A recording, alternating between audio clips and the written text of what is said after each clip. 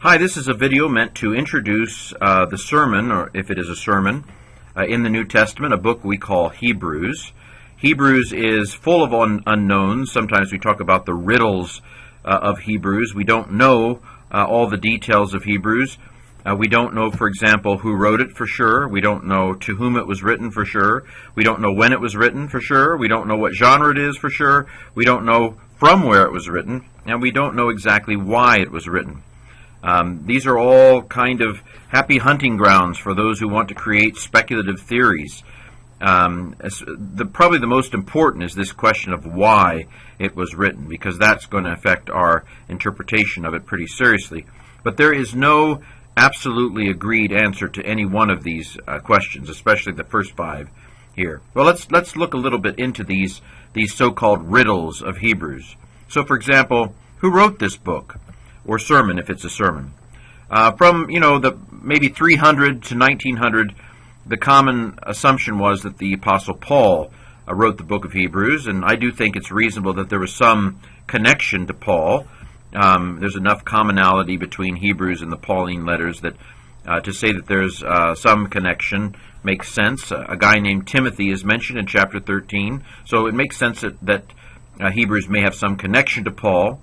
However, the overwhelming majority of scholars do not think that Paul wrote Hebrews. In fact, it's only been maybe one time in the last 60 years has somebody with good scholarly credentials suggested that Paul wrote Hebrews. Generally, we don't say that Paul wrote Hebrews. Why? Well, for one, the style of Hebrews is not the same as the style of any of other Paul's letters. The categories and the thinking are not the same as anything we see in any of Paul's letters. For example, when Paul talks about the law, he primarily means the Jewish law in areas like circumcision, food laws, that purity laws, that aspect of the Jewish law is what he seems to focus on. Whereas Hebrews, when it talks about the law, it's usually focusing on the sacrificial system. Paul never focuses on the sacrificial system in his use of the word law.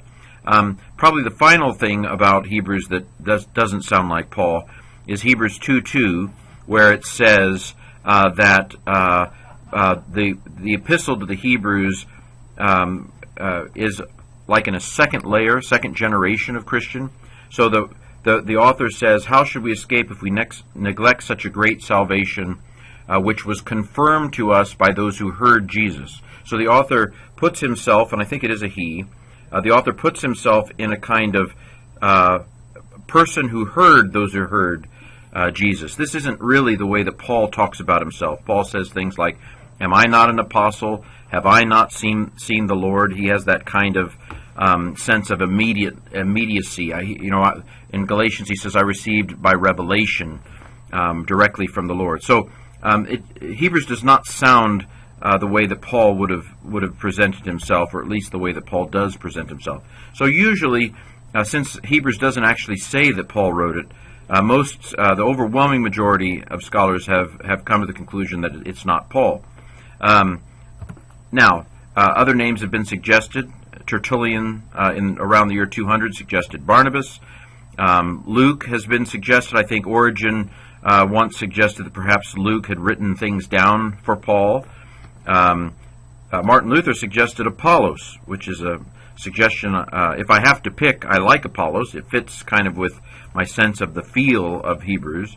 But Origen put it best when he said, God is the one who knows who wrote the book of Hebrews. So we just don't know for sure who wrote the book of Hebrews. Where was it written to? We don't know this for sure either. Throughout much of church history, it was thought that Jerusalem may have been the destination of Hebrews. That's why it's called To the Hebrews, I think, goes along with that. But of course the title wasn't part of the letter originally. It was someone maybe, a century later trying to figure out, as we are, where this book came from. Hugh Montefiore suggested perhaps Hebrews was written to Corinth by Apollos. That's very specific. If he's right, man, he's the commentary to read. If he's wrong, then he's not the commentary to read. Probably of all the suggestions, the one that has the largest number of supporters, but I don't think any of us who support Rome as a destination would say that we're going to die for it, But Rome commands a good deal of sympathy as a possible destination for Hebrews for a number of reasons. Clement of Rome is the first one to mention or to allude to Hebrews. The Western Church had more questions about authorship, which some suggest may be because they had more knowledge of its origins than the East, which accepted the Pauline authorship much earlier than the Western Church did. But we just don't know for sure. There is that comment in chapter 13 about those who are from Rome, or those who are from Italy, send their greetings, which I think the balance of interpretation would suggest that it's people away from Italy sending greetings back to Italy. But that's not a knock-down, drag-out argument, is it? Another question is whether it's written to Jews or whether it's written to Gentiles. A lot of people assume it's obvious that it was written to Jews. They think things like, well, why would a Gentile why would a Gentile be allured by the sacrificial system? Or would a Gentile be able to understand Hebrews? I think that a lot of those answers belie false assumptions. When a Gentile converted, a Gentile embraced the Old Testament Scriptures just like I'm a Gentile who embraces the Old Testament Scriptures. And I believe that there would have been both Jews and Gentiles who assumed that the sacrificial system was still necessary, that there would have been people in the early church who thought that Christ atoned for some, but not all, of sins. Now this seems like, well, really? That's strange. But we have the benefit of hindsight. Acts 19 mentions Paul offering a sacrifice for some men who have taken a vow, or that's implied. And we're kind of like, what? Really? There were some people who were doing sacrifices? I believe there were Christians who, before the destruction of the temple, didn't realize or had not come to the conclusion that Christ's death was a once and for all sacrifice, as Hebrews offers. So, but we'll get into that in chapter 5 and chapter 6 and elsewhere. But for now, let's just mention that that's another one of the question marks about Hebrews. Was it written to Jews or was it written to Gentiles? When was it written? Was it written before the destruction of the temple?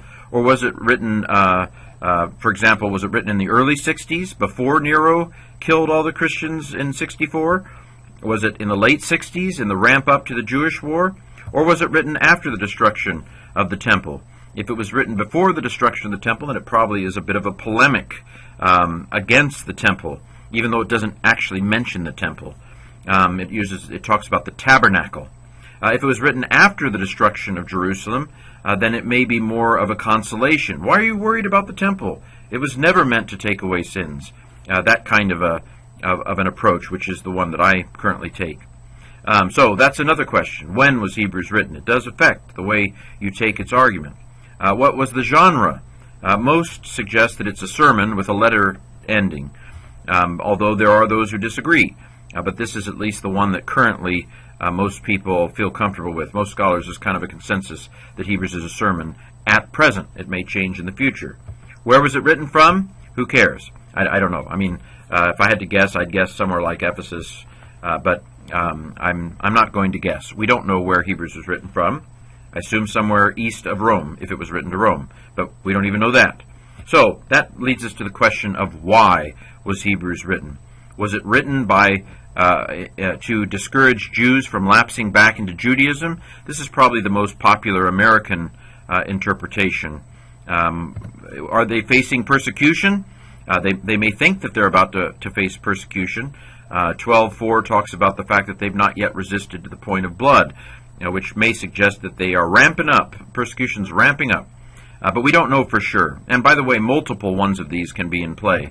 Is it the delay of the Parousia? This one, Christ's return. This seems less significant for Hebrews, but there is that verse in chapter 10, in just a little while he will come and will not delay, which you could interpret to mean that some think, why isn't he coming? Certainly in 2 Peter that's an issue. I think it's fairly clear to me that they're tempted by atonement issues somehow. Is it the synagogue? Is it the temple? Atonement is some part of their problem, in the sense that they are feeling the need for an atonement outside of Christ, and the author basically says you don't need an atonement outside of Christ. Christ is all the atonement that you need.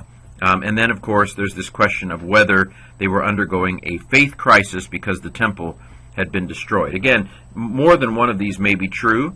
I assume one or more of them is primary, but there's just a taste of some of the riddles of Hebrews and some of the main answers that have been given to it.